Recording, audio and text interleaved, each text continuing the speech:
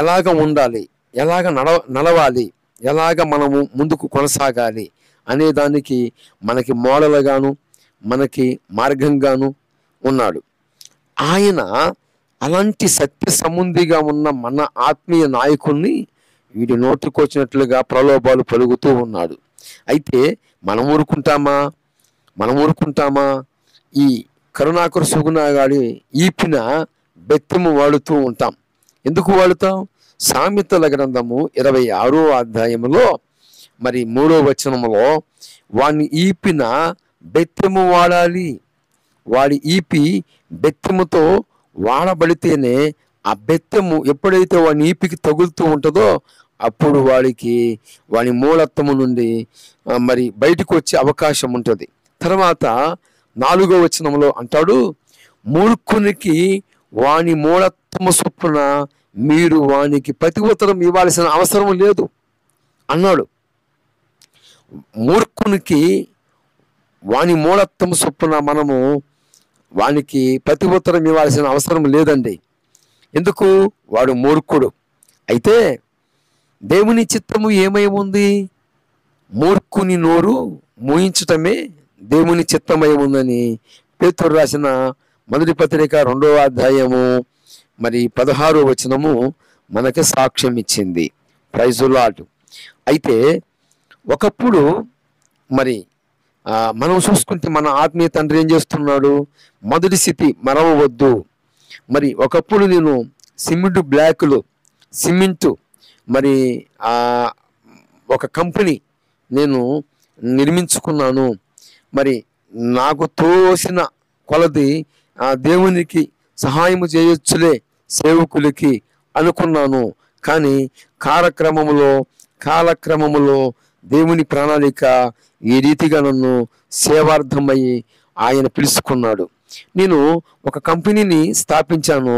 Cement work బ్లాక్లు అంటే నేను ఒక కంపెనీని నిర్ణయించుకొని ఆ కంపెనీలో మరి నేను ముందుకు పోదాము, నాకు తోసిన కొలది సహాయం చేద్దామని అనుకున్నప్పటికీ మరి దేవుడు ఆ యొక్క కంపెనీకి నష్టాలు ఎందుకు?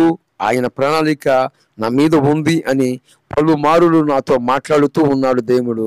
నేను అయినను మరి సేవ అంటే ఆషామాష కాదు, దైవ సేవకుడు అంటే అనేక రకాలైన పరిస్థితులు ఎదుర్కోవాలని నాకు తెలిసి నేను సేవకు రాను అని దేవునితో అన్నాను. కానీ నీవు నా సేవ చెయ్యాలని దేవుడు నన్ను పిలుచుకున్నాడు అని ఆ మొదటి స్థితిని మరి మన ఆత్మీయ నాయకుడు దైవ సేవకుడు మరి షాలేం రాజు గారు షాలేమన్న మనకు చెబుతూ మనం విన్నాం. ఈ నేపథ్యంలోనే మొదటి స్థితిని మరవవద్దు, కష్టపడతా పని చేయిస్తా మరి మనము దేవుని మరి పని మనం జరిగించాలి అని అనేక సందర్భాలలో మన దైవజనుడు మనకు బోధించాడు. కానీ ఈరోజు వీడు మొదటి స్థితిని మర్చిపోయాడు. ఈ కరుణాకర సుగుణగాడు చూస్తున్నారా? టైర్ బండి మీద విసుకెత్తుకునే ఆ మొదటి స్థితి మర్చిపోయి ఈరోజు ఎలాగా ప్రలోభాలు పెరుగుతున్నాడు, ఎలాగా మాట్లాడుతున్నాడు.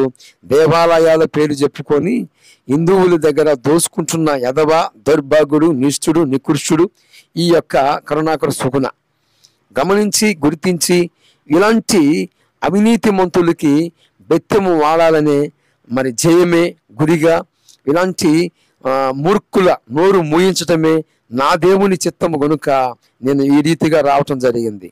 గమనించండి, గుర్తించండి. ఇలాంటి మూర్ఖుల నోళ్ళు మూయించటమే నా తండ్రి చిత్తము కనుక ఒకప్పుడు వీడి స్థితి ఏమిటి? ఒకప్పుడు వీడు టైర్ బండి మీద విసుకెత్తుకునేవాడు. ఇప్పుడు వీడు తన ఆత్మని అమ్మేసుకున్నాడు. ఎలాగ అమ్మేసుకున్నాడు? ధనాభిక్షకి అమ్మేసుకొని లోక సంబంధిగా మారి దేవుడిచ్చిన ఆ యొక్క జీవగ్రంథం ముందు వాని పేరు తుడిపేసుకోవటానికి కారకుడు ఎవడు? ఈ కరుణాకర సుగుణగాడు. వీడు ఇహలోకమును సేవించి ధూమ అనేవాడు ఒకడున్నాడు. వాడు ఇహలోకమును సేవించి పౌలుని విడిచిపెట్టి వెళ్ళిపోయాడు. అలాంటి కోణానికి మరి చెందినవాడు వీడు ఈ కరుణాకర సుగుణగాడు. వీడు మొదటి స్థితి ఏమిటి? టైర్ బండి మీద ఇసుకెత్తుకోవాలి. వీడు టైర్ బండి మీద ఇసుక మోస్తూ ఉన్నాడు వీడు. ఇప్పుడు ఎక్కడ ఉన్నాడు వీడు? నా భారతదేశ ప్రజలని మరి దేవాలయాల పేరుతో దాచుకుంటున్నవాడు. ఇలాంటి ఈ మూర్ఖుడికి ఇంతవరకు ఈ యొక్క బెత్తము సరిపోతుందని నేను అనుకుంటున్నాను. మరి ప్రభు సెలవు అయితే మరొక కౌంటర్తో మీ ముందుకు వస్తాను. ప్రభువారు ఇలాంటి మూర్ఖులకి అనేక బెత్తాలు ఇంకను వాడించి మరి దేవుని సెలవైతే ఇలాంటి మూర్ఖులు ఈ బెత్తము ద్వారాగా అనగా ఇప్పుడు దాకా ఇచ్చిన ఈ కౌంటర్ ద్వారాగా మారుతారని నేను నమ్ముతూ, మరి మూర్ఖుడు కదా, ఈ మూర్ఖుడికి బెత్తము వాడాల్సి వచ్చింది. మరి మూర్ఖునికి వాని మూలత్వం చొప్పున ఉత్తరం ఇవ్వాల్సిన అవసరం లేదు. ఎందుకంటే వాడే అనుకుంటాడు నేను జ్ఞానిని అనుకుంటాడు. ఏమనుకుంటాడు? నేను జ్ఞానిని అనుకుంటాడని మరి సామెతల గ్రంథం 26వ అధ్యాయము 10వ వచనం 11వ వచనము సాక్ష్యం ఇచ్చింది. కనుక వెలిసి ఇలాంటి మూర్ఖునికి ముఖ్యముగా ఈరోజు బెత్తము వాడాము. ప్రభువు వారు ఇలాంటి మూర్ఖులకి బెత్తము మన ద్వారాగా వాడిచ్చినందుకు వందనాలు చెల్లిస్తూ, మరి మన అభిషక్తుడు, దైవజనుడు, సత్య సంబంధి, మరి మన తరములో ఉన్న నీతిమంతుడును, దైవ సేవకుడును, మరి గత కాలాలలో ఆయన జీవితం ఏందో మనతో పంచుకున్నాడు.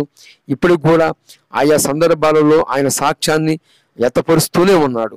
కానీ మర్చిపోయి ఆత్మని అమ్మి వేసుకొని బ్రతుకుతున్నవాడు ఈ కరుణాకర సుగుణాగాడు. అరే, నీకు ఇప్పుడు దాకా బెత్తము వాడాము, మరొక కౌంటర్లో కలుసుకుందాం.